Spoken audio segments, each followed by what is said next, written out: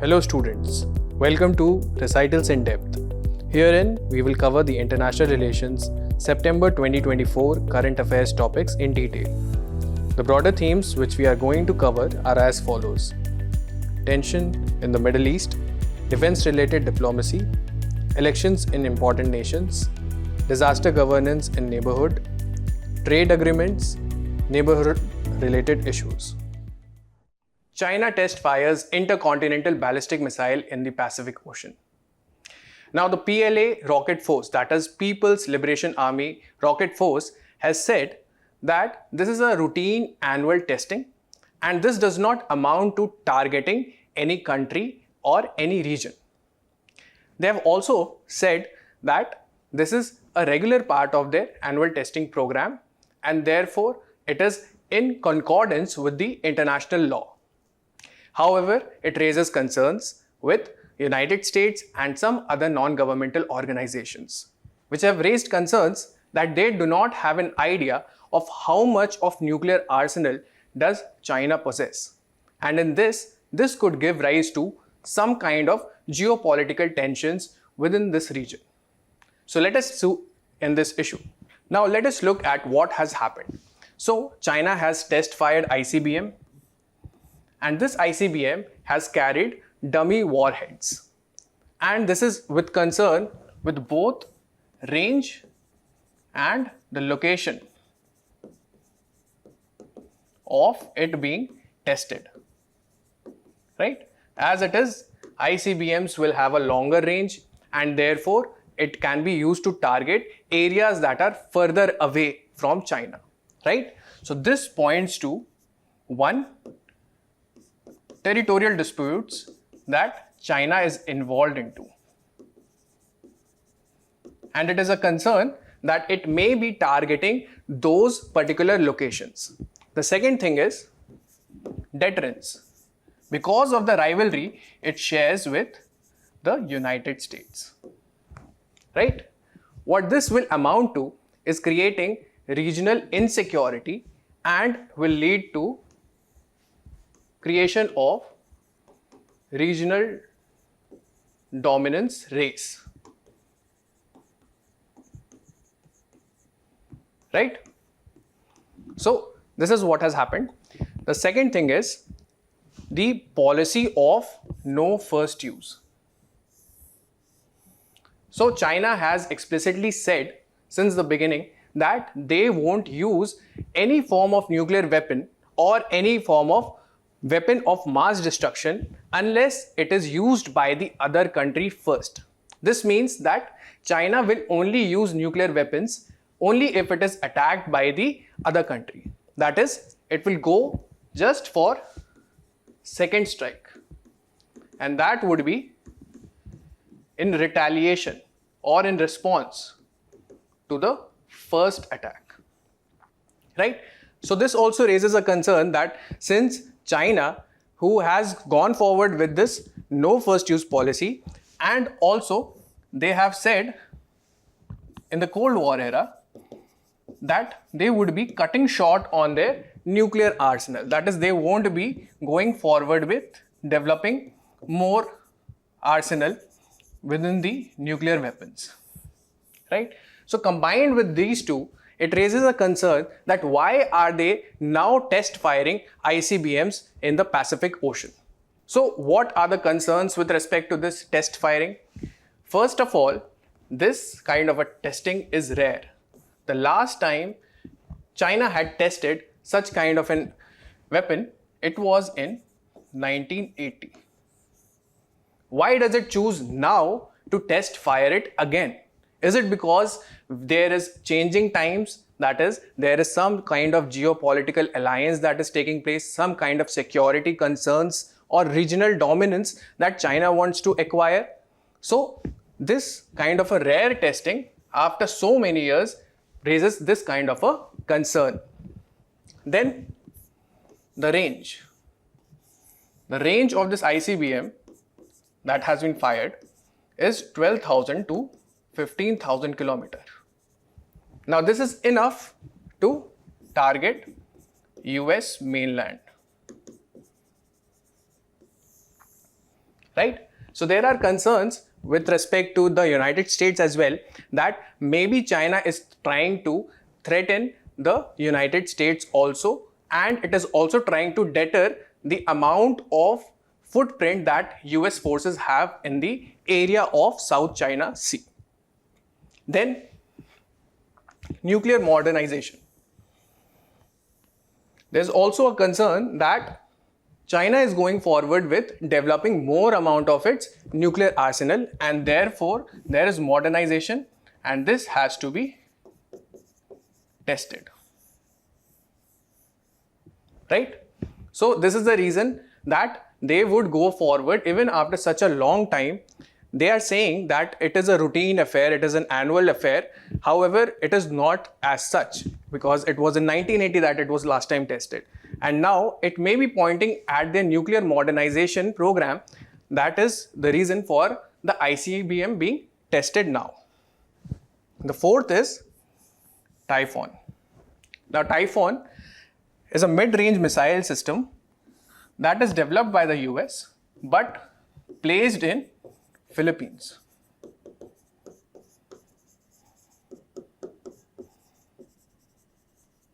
And it is so decided that Typhoon will remain in this region of Philippines indefinitely, right? So China probably is feeling threatened by installation of such a missile system so close to the home, right? So these are some of the concerns which are raised with the ICBM test firing by China.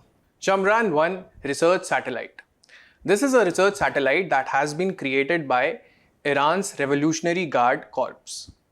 Now this is particularly important because this kind of a technological development, especially by Iran, has raised concerns with US and other countries. This is because the satellite launch vehicle might be used for developing what is known as Iran's missile systems. And in a time where the Israel-Hamas conflict is ongoing and the tensions in the Middle East are rising, this becomes a concern for the global security and the regional stability as well. So let us look into this issue.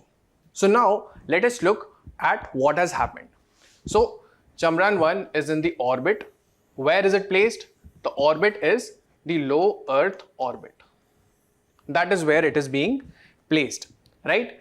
The second thing is, it is deployed by the Revolutionary Guard's Aerospace Division. The satellite weighs around 60 kgs, and the launch vehicle that it has used is by the name of Qayyam 100 rocket. Qayyam in Farsi means upright. Now this utilizes a solid fuel, and it is a 3-stage vehicle. So these are the features of the satellite as well as the launch vehicle that they are using. Now this is capable of being used in ballistic missile development. And this is where the issue arises and the concern with US and other countries. Remember in the past as well, when the nuclear resources were being created by Iran, it faced sanctions from the United States and other European nations as well, right? Now it is also a milestone in aerospace program because this is the first time under the reformist president.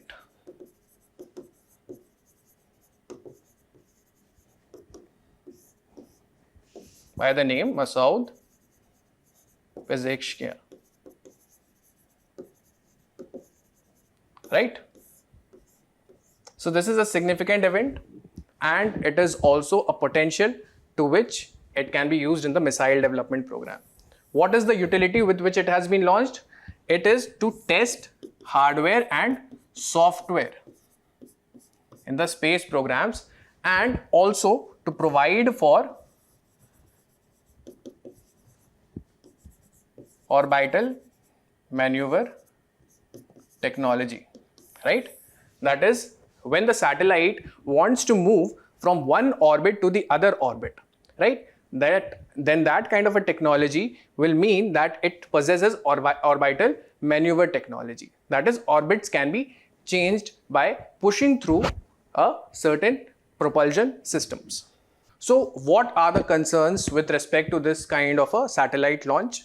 The first is repurposing of the launch vehicle. That is, it can be utilized into developing it into something completely different and detrimental to the global security, and that is by using it in ballistic missile development, right?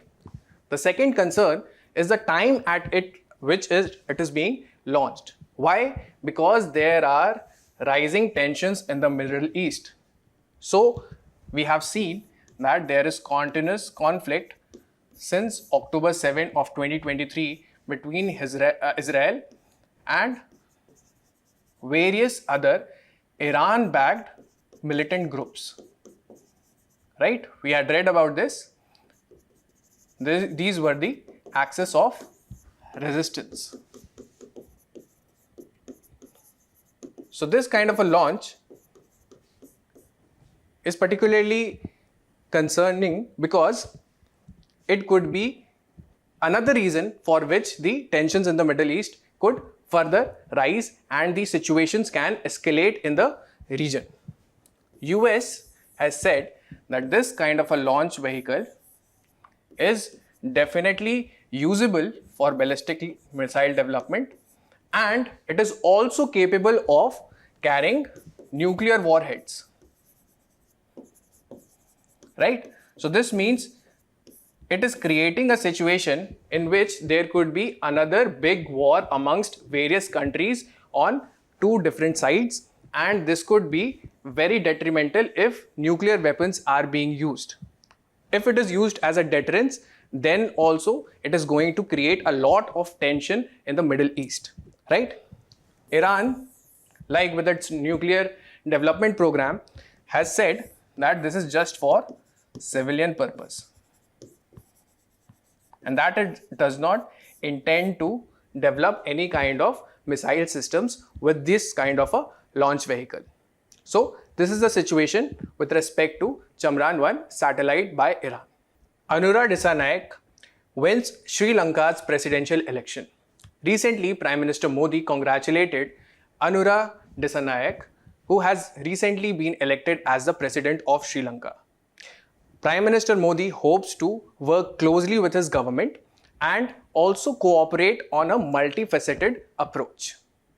However, what is important to know is that Anura Dissanayake is someone who comes from a party and is also an individual who is pro-China. That is, his party and his ideologies lean towards China, and more so, they are also anti-India in their stances. So this raises a question on the future of relationship between Sri Lanka and India based on Sri Lanka, India and China. We have to see how the dynamics amongst these three countries will work out and what will be the result of such kind of politics. Let us delve into this issue. So let us look at what are the situations in the presidential elections that the leader has to face. The first is with respect to the leader himself, that is Anura Dissanayake. Firstly, he has secured 39% of the votes being cast. Why is it significant? It is because he has defeated some of the prominent names in the politics of Sri Lanka, including the incumbent president, that is Ranil Wickremesinghe. Ranil Wickremesinghe has secured only 17% votes. You can see the comparison between the votes he has garnered. Okay. The second important name that he has defeated is Namal Rajapaksa. Okay. He is the son of the former president. So this is the leader that Sri Lanka people have vouched for pulling them out of the economic slump that they are currently in, right? That is, they place a huge amount of faith in him. Other than that, what are his ideologies? He has a left-leaning ideology and he belongs to a party by the name Janata Vimukti Perumana. And this is following a Marxist ideology.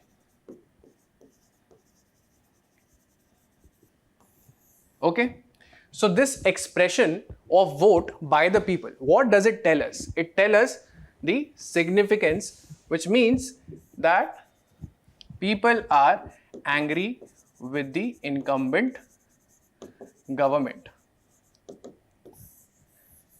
It is more of a anti-incumbency, that is, people want to get rid of the governments that are not performing, that is, they are not providing for any kind of economic recovery and the livelihoods of the people are still being affected, right? So they are vouching for a leader who has not been elected before and they are placing their faith over him so that he can have some kind of measures and pull them out of this economic slump, right?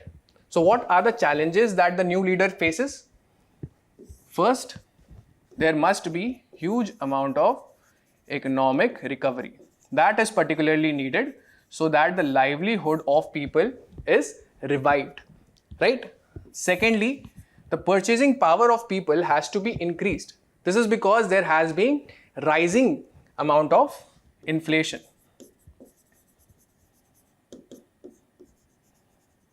And third, which is the most important thing, that Sri Lanka has a massive debt to the tune of $37 billion.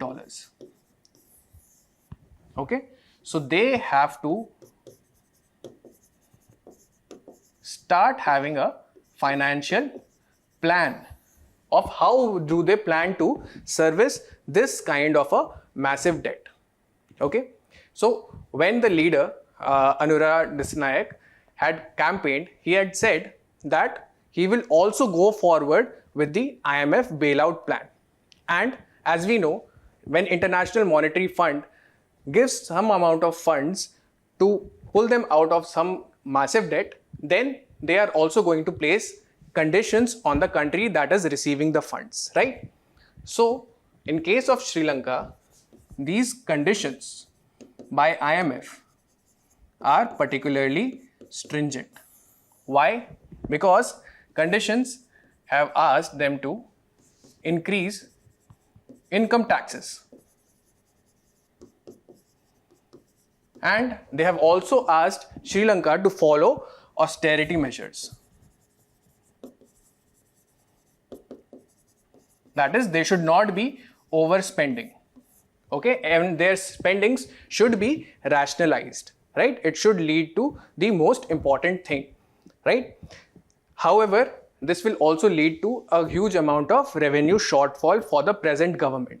And whatever has been promised by the leader may not come through, right? So, Anura Dissanayake, the leader, has said that he will go for bargaining or he will go for a meeting with the IMF and tell them, okay, let us have some lesser amount of stringency measures, okay? But after winning, he has also said that he is not a magician and this kind of an economic recovery will definitely be there, but it will be slow and it will come in time and he will be requiring help from people from all walks of life. So this is a challenge that he faces and admits in front of the population of Sri Lanka as well. Now, let us also look at the inclinations of the present leader. So, he has been pro-China, that is, leaning towards China, and his public statements and discussions do not seem to favor India. More so, they are, you could say, they are having anti-India stance. Also, with respect to the past, he was the person who had opposed the 13th Amendment to the Constitution of Sri Lanka. If you remember, 13th Amendment was there to provide for devolution of powers to northern and eastern part of Sri Lanka, that is for the Tamil population. So he had been opposed to that. while India was someone who was supporting this kind of an amendment to the constitution, right? The second thing is, he said that there should not be any investigation into the war crimes during the civil war, right? During the civil war between the Sri Lankan forces and the Tamil Tigers, right? Sri Lankan forces versus LTTE, right? So he did not support this because this would expose the brutalities that has been conferred by the Sri Lankan forces on the Tamil Tigers, right? Then thirdly, he was also opposed to Indo-Lanka Accord of 1987, right? So this shows that whatever India wants to have as a relation with Sri Lanka and wants to have a regional security based on these kind of arrangements, he has been an opposing factor to that, right? Similarly, with his party that goes by the name of Janta Vimukti Peramuna, we have found that they are opposed to India as well. For example, their founding leaders in 1980 had said that they were opposed to what they called Indian expansionism, right? That is going to take place through India being interfering in the politics or the population dynamics in the other countries, especially with respect to Tamil population, right? Secondly, they had also said that enemy of Sri Lankan interests is what India represents, right? So these are very bold statements, and these are according to the media reports that the founding fathers of this party have said, right? So clearly the ideology and also the stance of the leader is clear with respect to India. However, we have also observed that during the campaigns and also after it, after being elected, Anura Dissanayake has also warmed up with India. He has gone forward and said that they are going to closely attach themselves with respect to Indian interests as well, right? They are ready to cooperate with this because they want to ensure regional cooperation and security. So why is there a shift in this stance? Let us look in the next slide. So the shift in stance of the leader is particularly observable during his campaigns. Okay, the first thing is that he has said that he will ensure regional stability, particularly in the Indian Ocean region, right? So he has gone forward and said that Sri Lanka's air, land, water will not be utilized to threaten India or threaten the regional stability of this region, right? So this is a sign of positive engagement, because case in point, Hambantota port with respect to China, right? This is particularly which threatens the Indian interests in the Indian Ocean region. The second thing is that he has been recognizing of the fact of the help that India has extended to Sri Lanka, particularly in the difficult times. For example, India has extended $4.5 billion for economic and humanitarian assistance to Sri Lanka. Also, when the national economic crisis struck Sri Lanka in 2022, India offered a debt restructuring program. And it was the first ones to do so, right? So this leader has been recognizing of these facts and also been ensuring that he will go forward with the regional stability in the Indian Ocean region, and he will not allow any of the powers to utilize their resources to threaten any other country. right? So these are the forms of positive engagement that we expect from the leader that is being elected. Now this was all about the politics with respect to the presidential elections in Sri Lanka and also the conditions of the citizen in present times, right? This is going to tell us how the dynamics between India, Sri Lanka and China on different sides is going to turn out. We are also going to know whatever action the Sri Lankan government takes, what kind of interest motivates it to take such kind of an action, right? For the purpose of our exam, let us also understand the government structure in Sri Lanka. Okay, so the government structure is semi-presidential, which means that it follows both presidential system as well as the parliamentary system, right? The president is elected through a popular vote, like Anura Dissanayake was elected by the population, right? Apart from this, there is also parliament who are to make the laws, and within it, the ruling party member, the leader of the ruling party is appointed as the prime minister by the president. Okay, the president mainly is head of the government and head of the state as well. He is the commander in chief, while prime minister shares some of his functions and is mainly related to the domestic affairs, right? So let us look at this infographic. So president, he holds widespread executive authority. Then he governs in partnership with the prime minister. That is, there is partnership between the president as well as the prime minister in the parliament, right? The parliament is unicameral. It is not bicameral like India, right?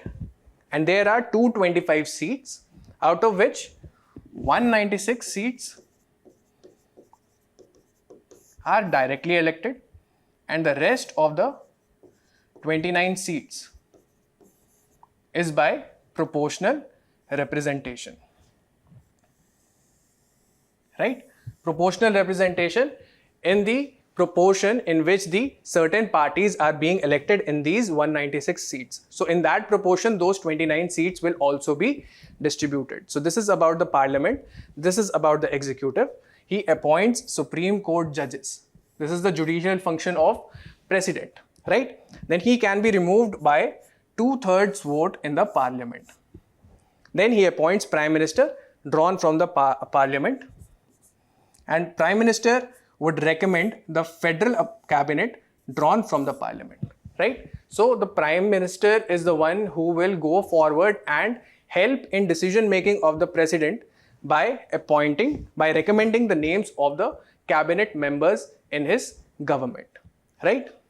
With respect to Supreme Court, it is the highest court and the final judicial authority. This is the same as in the case with India also. It is headed by the Chief Justice and maximum number of judges is 10. What is the maximum number of judges in India? Please write in the comment box. Shigeru Ishiba, Japan's new prime minister. Now, recently, the former prime minister, that is Fumio Kishida of Japan, has stepped down and let his party member, that is Shigeru Ishiba, to take the leadership in his hands, both as the chief of the Liberal Democratic Party as well as the prime ministerial post. Now, Shigeru Ishiba is someone who has been a former defense minister, and now he has raised a concern with respect to the growing tensions in the territory between Japan, China and the other countries where the territorial disputes are huge, right? So he has gone forward for advocating an Asian version of the NATO, that is the North Atlantic Treaty Organization. So let us delve into this issue and also understand what is India's stance with respect to his viewpoints. Now let us look into what has happened. The first thing is replacement and resignation. Okay, replacement with respect to the chief of the Liberal Democratic Party, right? So there has been replacement for the position of the chief, and this is also Shigeru Ishiba, and the former Prime Minister has resigned. He has stepped down from the prime ministerial position and let him take the position of the prime ministership as well. Now, Liberal Democratic Party is a party which has ruled for most majority of the years post World War, right? So this becomes an important development in the politics of Japan, right? Then, with respect to the challenges that is going to be faced by the new leadership, the first thing is that he has inherited a fractured political party. Why? Because Liberal Democratic Party and the chief and also the former prime minister, they have been tainted with the funds that have been used, but they have not been documented, raising concerns about possible scandals and corruption that may have taken place during the tenure of the government, right? So first of all, it is a fractured party that they are going to face. The second thing is to revive the given amount of public trust, because public would have reposed their faith in this Liberal Democratic Party and would have elected them time and again, right? And these kind of scandals and corruption would have led to deterioration of public trust. There is trust deficit in the population of Japan, right? So to have this kind of a public trust being rebuilt, the former president, prime minister, Fumio Kishida, he decided that, okay, I will step down as the prime minister and allow another of my party member to take the position, right? And he has also gone forward and cleared all the tainted ministers in his government. This is all to regain the public trust, right? Also, the present leader, that is Shigeru Ishiba, has said that there would be general elections in October 27. This is again a measure to increase the public confidence within the present government. That is, he is not afraid to test his majority and the favor that he receives from the people as a prime minister, right? So these are the challenges that are being faced, right? Now, let us try and understand what are the views of the present prime minister, Shigeru Ishiba, right? For that, we must know where does he come from. So first of all, he has been a lawmaker and has held the capacity of being a former defense minister. Okay, so this means that he understands what the geopolitical dynamics are, and he understands what kind of regional tensions and territorial disputes that the fellow nations or the neighboring nations are facing, right? He also understands what the threat Japan is facing from it, right? Also, this was his 5th attempt in which he became a prime minister. Earlier, he had tried 4 times, but he could not. It was in the 5th time that he succeeded. What has he advocated? He has said that let us have an Asian version of NATO. Why? Because he sees that there are rising tensions in the regional part where Japan and other countries are situated, particularly because of South China. As we had also seen in the first part, the issues, we had seen that China is test firing ICBMs and US is placing its mid-range missile systems in Philippines, okay, by the name of Typhoon. This means that the geopolitical tensions are going to rise and they are going to threaten the regional security, which may create a war-like situation. And this is particularly what he wants to avoid. And how does he want to avoid this? He says, let us have a treaty organization. So it will first deter China, and second of all, it will also provide collective defense against any security threat.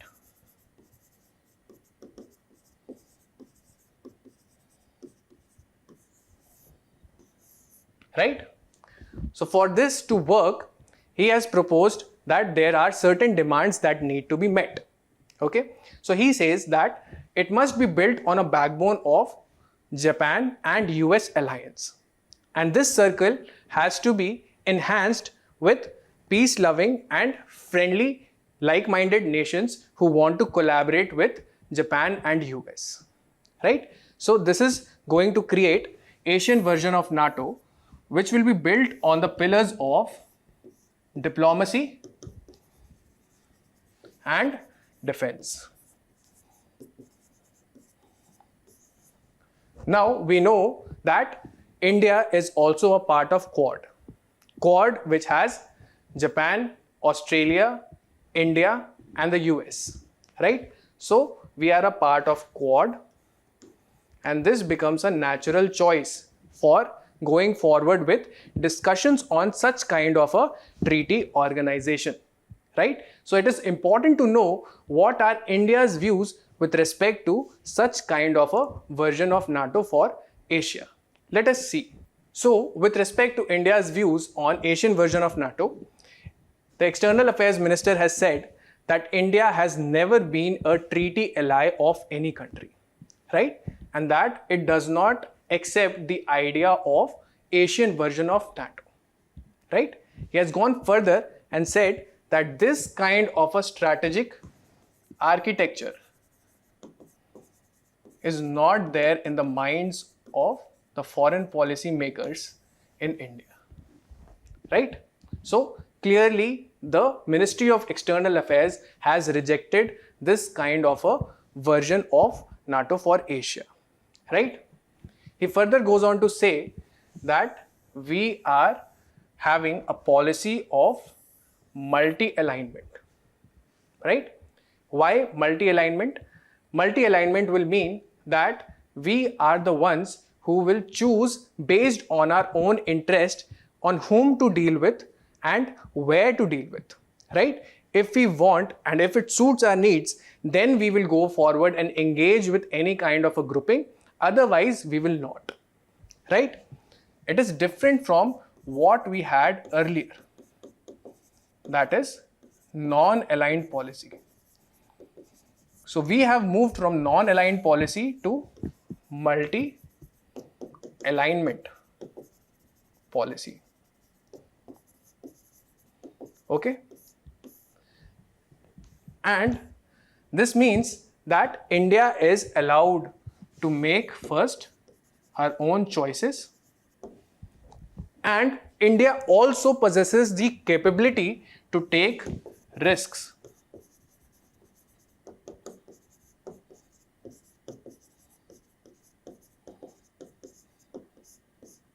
Right?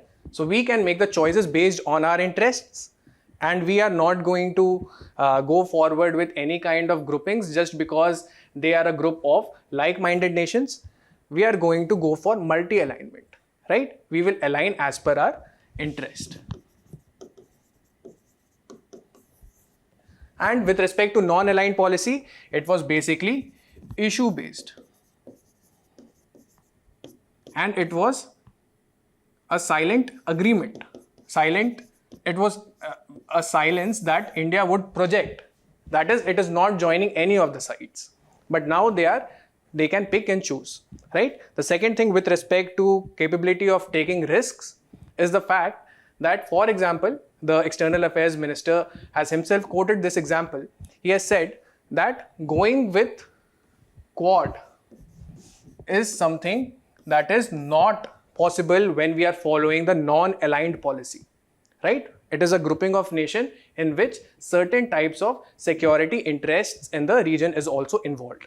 However, with respect to multi-alignment policy, a grouping and joining of India as a part of Quad is definitely possible, right? With the example of capability of taking risks, he has said that with respect to Red Sea, okay, suppose the Israeli forces are there and the Houthi rebels are destroying the ships which are reaching Israel in the Red Sea, okay? So because of that, India's exports and imports are also getting affected. So earlier, with respect to non-aligned policy, we did not have the capability to avoid such kind of risks, right? But over time, we have developed ourselves to such an extent, we have developed our potential to such an extent that we can take the risk and fight back the forces as well and secure the international sea lanes of communication as well, right? So this means that it is time to move towards multi-alignment policy, right? That is, we can choose and pick things of our interest in the international fora. India sends assistance to flood-hit Laos, Vietnam, Myanmar. Recently, Asia's biggest storm in the year, by the name of Typhoon Yagi, has hit the Southeast Asian nations. And this has resulted into massive loss of lives and property, right? This was a super cyclone and it has led the economies and the countries devastated. So extending as a part of its humanitarian assistance and disaster relief operations, India has launched an operation by the name of Operation Sadbhav, that is to help these countries in distress. Let us look at what this means. So let us look at what has happened. The first thing is about Typhoon Yagi. Okay, so this is Asia's strongest storm in this year. And globally, it is the second most intensified cyclone after the Hurricane Beryl globally, right? So this was termed as a category 5 cyclone and it had reached speeds of more than 260 kilometers per hour as well. Okay, and it has led to widespread devastation of properties and lives of the people residing in these countries, right? The cause for this is being stated as the climate change, right? Because of climate change, there is rise in sea surface temperature, particularly in the South China Sea. And this has resulted into intensifying of the cyclone and causing such widespread distress, right? So this is about Typhoon Yagi. India has launched Operation Sadbhav. Okay, so the External Affairs Ministry has said that we are reaching out to the Southeast Asian nation because it is within our goals to provide for humanitarian assistance and disaster relief to the ASEAN region as a part of our Act East policy, right? This is particularly notable because India has been the first responders with respect to HADR in this region, right? Secondly, it has also provided for $1 million to the flood-hit Vietnam. With respect to Laos, $100,000 have been provided as a form of financial assistance to drive them out of the distress that has been caused by this cyclone. Now, with respect to HADR operations in disaster diplomacy, it becomes important for India to help out such nations which are in particular distress, right? It is a part of our disaster diplomacy. This is because India has considered the concept of Vasudhaiva Kutumbakam. It says that world is one big family, and one family, when one member is in certain type of distress, then the other family member has the responsibility to help them and pull them out of that distress. You must have heard the saying that a friend in need is a friend indeed, right? So disaster creates a situation of distress in the Southeast Asian nations, and it becomes the responsibility of India to become the first responder in with respect to the HADR operations, right? So with respect to disaster diplomacy, India will try to provide for assistance to these nations, whether it is in the form of personnels, whether it is in the form of some kind of aid, or whether it is in the form of some kind of resources. Okay, like for example, providing food, providing financial assistance, providing for medicines, right? These kind of things would be provided as per the disaster diplomacy part. What is the significance? Do we also need to go forward with such kind of disaster diplomacy? Is this required? Yes, this also has certain significance. One is with respect to the soft power projection, right? It will increase the goodwill that we have with the nations and also strengthen the ties. And God forbid, if we are in such a situation, we will also be expecting them to help us out in return. The second thing is it will increase the geopolitical reach. That is, we are also strengthening our resources by responding in such kind of major crisis, right? So we can go forward and look at ourselves as a major power in such a domain of expertise, right? Then it also builds up bilateral relations. This has been particularly observed in the case of Nepal earthquake in 2015, when we launched a similar operation. Like we had Operation Sadbhav for these Southeast Asian nations, we had Operation Maitri for the Nepal earthquake, and we were the first responders in that disaster as well, right? So it had built up a good amount of bonhomie with the neighborhood nation of Nepal. Other thing is, it is a non-intrusive approach, right? For most of the part of diplomacy, it is something that the countries sit together and are agreeing on certain terms and conditions, right? Disaster is something which occurs out of nowhere sometimes, right? And this results into the actions not being able to take by the affected country, whether it is with respect to aid or resources, right? In this kind of a situation, if another country comes forward and provides for these resources, then it is being non-intrusive. Okay, it is doing this on its own accord, and this is not threatening sovereignty. And this kind of a help is bound to create friendlier relations with the affected country, right? So this is about the disaster diplomacy and why does India reach out to countries which are affected by these major crises. India wants review and modification of the Indus Water Treaty. Now, Indus Water Treaty was signed in 1960 between the governments of Pakistan and India, right? It was with respect to the distribution of waters of Indus river system. This was based on the agreement which is contained within this treaty, right? Now, this treaty has been touted as one of the most successful treaty for water sharing agreement, right? And it has withstood the time of tensions between India and Pakistan as well, right? That is, this treaty has not been violated, right? But however, now the situations are such that India has sent a notice to Pakistan asking for reviewing and modifying this treaty, and also there have been rising tensions with respect to this treaty when it comes to the dispute resolution mechanism contained within it. So let us delve into this issue and understand what it is about. So let us look at what had happened. India had sent a formal notice to Pakistan asking about review and modification of this treaty. India had also sent a similar notice back in January 2023 as well. Okay, so does the treaty allow the provisions to be amended?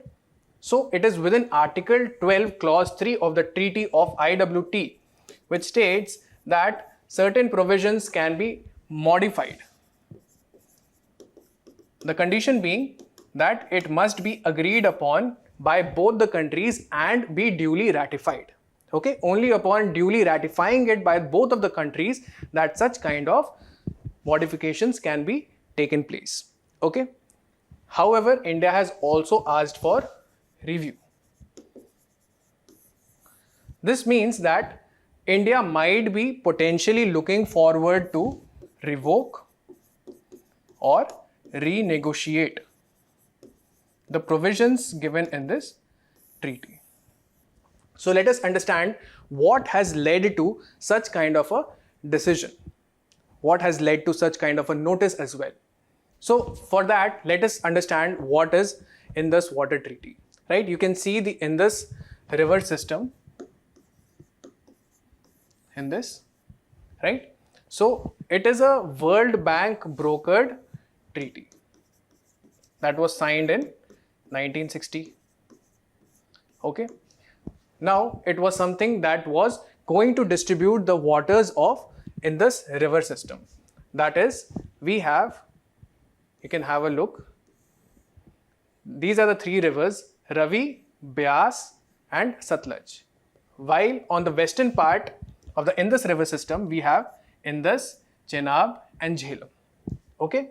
So as per this treaty, these rivers, eastern rivers, were given to India for control, right?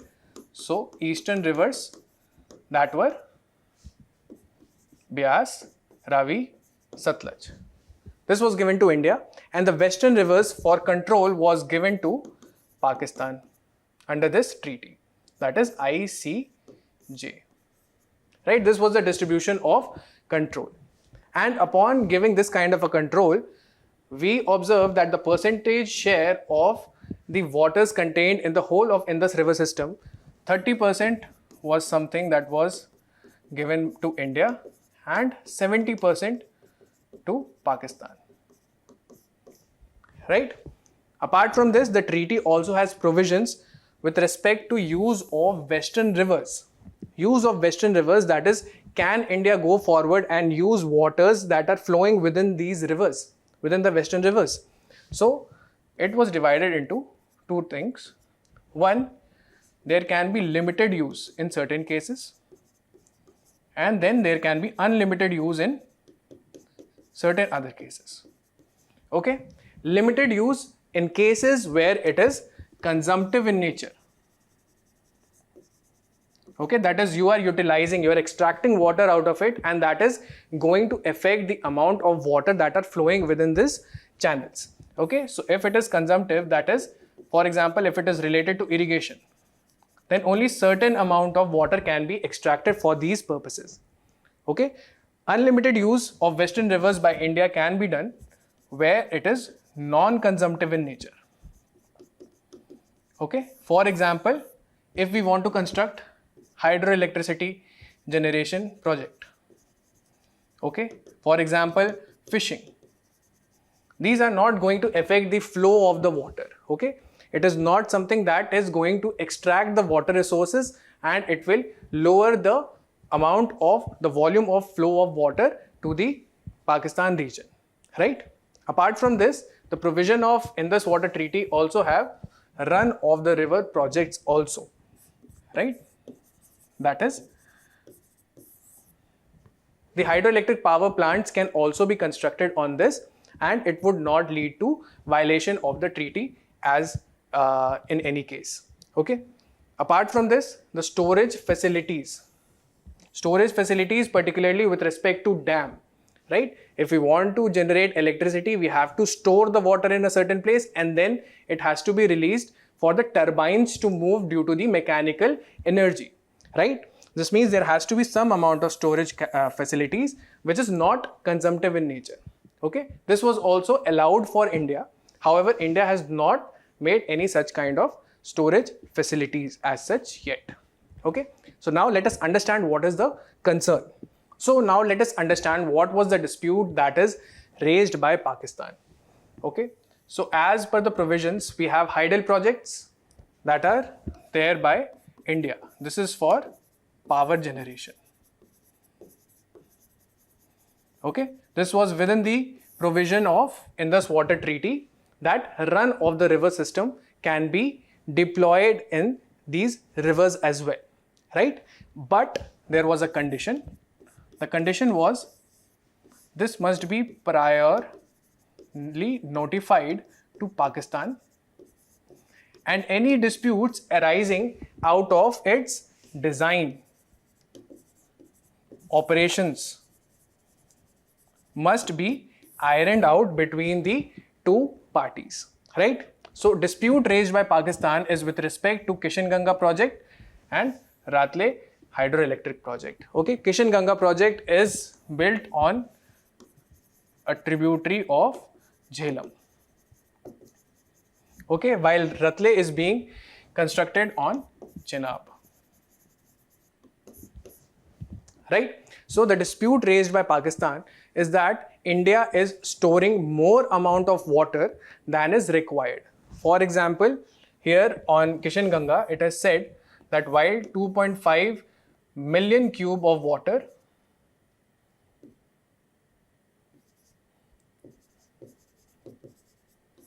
is allowed to be stored, India is going forward by having 3 times that amount of pondage facilities. Pondage meaning the storage capacity. Similarly, with respect to the spillways, all of these are concerned with respect to the flow of the river and the quantity, the volume of the water that reaches Pakistan. If that is being obstructed, then it can raise a dispute. However, this kind of a dispute can be resolved because there are mechanisms which are constructed within the treaty so that these kind of disputes can be resolved at the earliest. Right? This is why this Indus Water Treaty has stood the test of time of tensions as well. Right? Let us look at the dispute So let us look at the dispute redressal mechanism.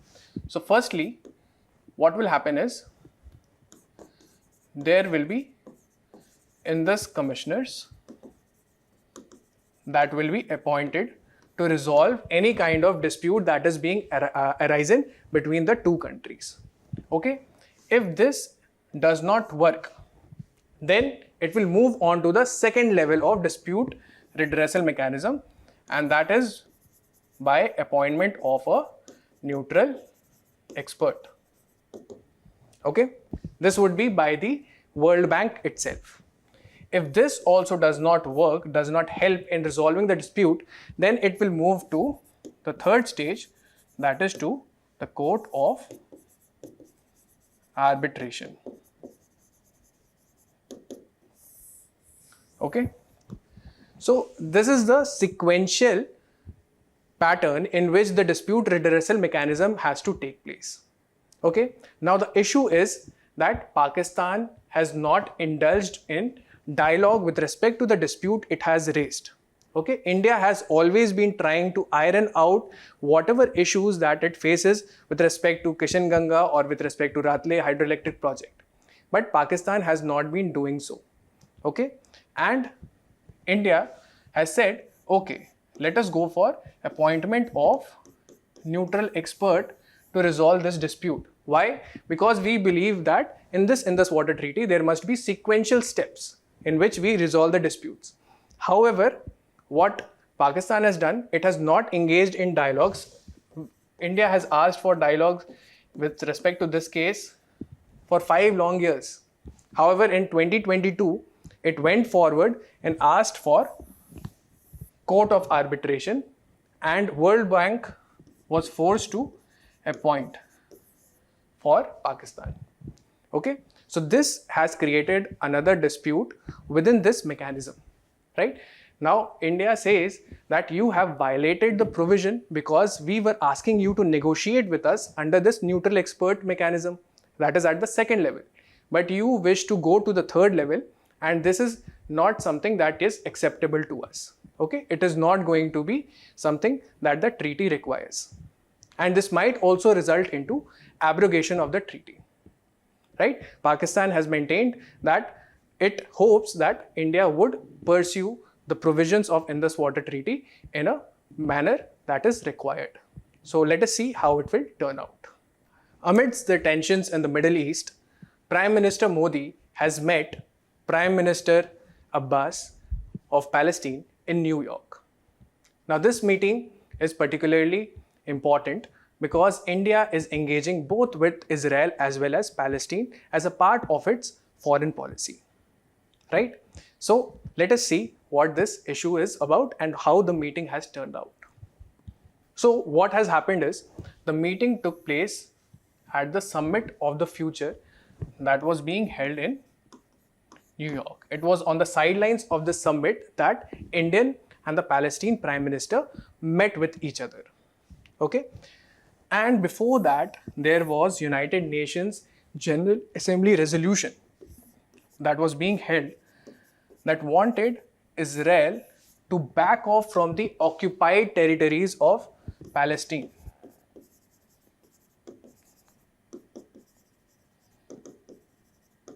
Within the next 12 months. This is prominent because India had abstained to vote in this UNGA resolution with respect to this cause, clearly showing that it does not support this kind of a mechanism because it would further inflammate the situation, right? Along with it, there were other countries like Australia, Germany, who had abstained from voting in this manner, right? Now, India follows a balanced approach with respect to Israel and Palestine conflict. It supports both the nations and wants the war or the conflict to end and result in peaceful and amicable relations between the two. That is, through a dialogue, there must be amicable agreements that should be developed. So in this case, with respect to Palestine, India has been a friend to it and it has provided for humanitarian aid. For example, for the casualties in Gaza, India provided for humanitarian aid. Prime Minister Modi himself made a phone call and expressed his condolences for the families that were devastated in this region, right? Secondly, we also maintained solidarity by the country saying that October 7 Hamas attack were labeled as a terrorist attack.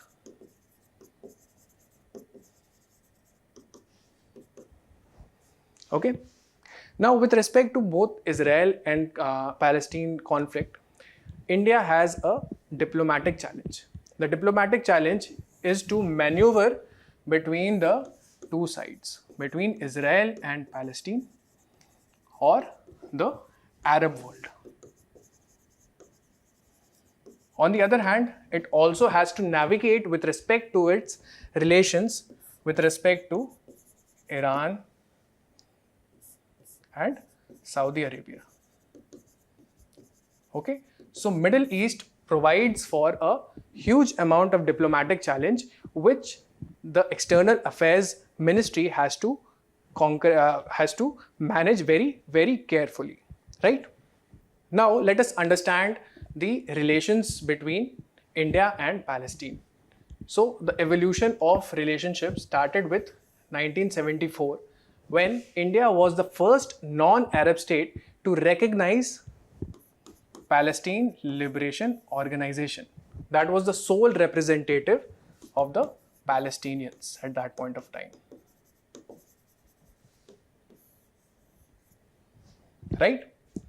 Then in 1988, India recognized the state of Palestine. It being one of the first countries to do so. Right? And in 1996, it opened a representative office, which was moved later to Ramallah in 2003. Okay, so this means that India is constantly trying to diplomatically engage with both of the sides, and here we have seen the relationship evolve in which we try to establish peaceful diplomatic relations with Palestine as well, right? India has also been a supporting partner at multilateral forums. Okay, with respect to UNGA resolutions, India has supported that Palestinians have a right to self-determination, right? They must have the right to gain an identity of their own, right? Then it has also supported a resolution in which it has asked Israel to honor the legal obligations. India has also gone forward and said that Palestine should have a non-member status in the United Nations. Okay, so we can see that India has been supportive of the Palestinian cause at various multilateral fora. Okay, with respect to UN relief and works agencies, India has contributed a huge amount of money as well. $36.5 million have been spent so that the Palestinian refugees are aided with humanitarian assistance also, right? So this is the relation that has been done in the past. With respect to the recent developments in relations between India and Palestine, 2018 was the first visit by the PM to Palestine, right? So this was very significant because of a high-level visit. The second is with respect to development cooperation. So we have provided for development cooperation assistance to the tune of $141 million. Okay. With respect to budgetary support for the Palestine Authority, we have provided for $39 million. And we have also provided for line of credit, that is the concessional rates at which the loans are given out. This is to the tune of $50 million, right? We have also gone forward and initiated quick impact projects. Quick impact projects, those are particularly aimed to increase the physical and the social infrastructure in these kind of places, right? They are short term, they are something that can be implemented very quickly, right? So these are the present day relations that Palestine and India have. India-Uzbekistan signed investment treaty to boost investor confidence. That is, India and Uzbekistan have gone forward to sign a bilateral investment treaty amongst them so that it could provide for a cooperative investor climate and also allow the states to regulate the investments with respect to the foreign companies or individuals. Okay, so let us look at what this issue is about. So what has happened? India and Uzbekistan have signed this bilateral investment treaty, which guarantees certain things. One is non-discriminatory treatment of the investments, right? Then fair treatment of these investments by the companies and the individuals, right? Third thing is that there would be transparency in maintaining of these investments, right? Also, with respect to this treaty, there is dispute resolution that has been established. Okay, what this intends to do is that it will create a good investor climate. That is, people would be more willing to invest in India, right? And secondly, it will also allow for states control or regulation with respect to foreign investments in their respective countries. Okay, so it balances, such kind of a bilateral investment treaty balances both these kinds of aspects and also ensures that there is economic cooperation between the two, right? So why does India need to sign such kind of a treaty with Uzbekistan? The reason is the overseas direct investment. How much is it? So it has been to the tune of $20 billion from August 2000 to August 2024, right? This is a huge amount, and for managing such kind of investor climate and also for the regulation to be held effective, and it should not be something that should be restrictive in nature, it should be regulated.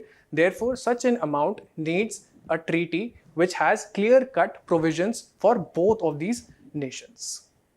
So let us understand what is a bilateral investment treaty. So it is a reciprocal arrangement between the two countries. What it does is it will provide for protection of investments by companies, nationals from one country to the other. It is reciprocal in nature. That is, the conditions are same for each other, right? So this kind of a treaty, what it will create is investor-friendly situations. This means that many sectors will see the investments from the nationals or the companies from Uzbekistan investing within India, right? And also it will lead to certain kind of economic cooperation in various sectors as well. Okay, so this is essential for economic growth of both of these countries, right? We should be a country that should invite investments so that those investments are then grown and converted into economic growth benefiting both the sides of the countries. Okay, now India has a BIT framework. Okay, earlier it had in 1993, however it was replaced by model BIT framework in 2015. Okay, it is according to this model BIT framework that we now operate and have our provisions within the treaty or the reciprocal arrangement with any of the nations, right? This was signed in, this was put out in 2015. Let us see what are the key features of this framework. So what are the key features of the model BIT framework of 2015 for India? The first thing is national treatment. That is, even when the investment is foreign, that is the foreign investments, they would be treated similar to domestic investments, right? Except for few specific sectors. Okay, apart from that, the investments in all other sectors should be treated similarly as the domestic investments. That is what national treatment means under this model BIT. Okay, second thing is protection from expropriation. Okay, this means that if there is a foreign investor who has invested in your country, then you cannot expropriate, that is, you cannot take over his investments.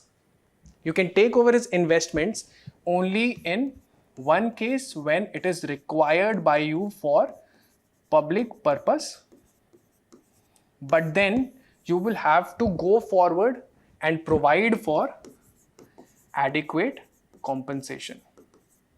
Okay, as a general rule, this means that you are not going to take over the foreign investments of the investors. This means that their money is being protected. That is, they do not feel the fear that the government, if I am investing in, suppose, a country A, that country will go on and take my money and those investments would be lost forever. Through this kind of a statement, we say that we would provide for adequate compensation if in case there is an exception that arises that we have to take over your investment for public purpose, right? Okay, then fair and equitable treatment. This is quite understood. Then full protection and security. That is, the investments do not have to be threatened. That is, there will be mechanisms in place that will provide for protection of your investments in the country as well, right? The last is dispute settlement. With respect to this feature in the model BIT framework of 2015, we want the investor to exhaust all the local remedies, right? Whenever there is a dispute with respect to investor and his investment, right? Whether he has certain kind of things that he had in mind, but it was something that has come up in the dispute.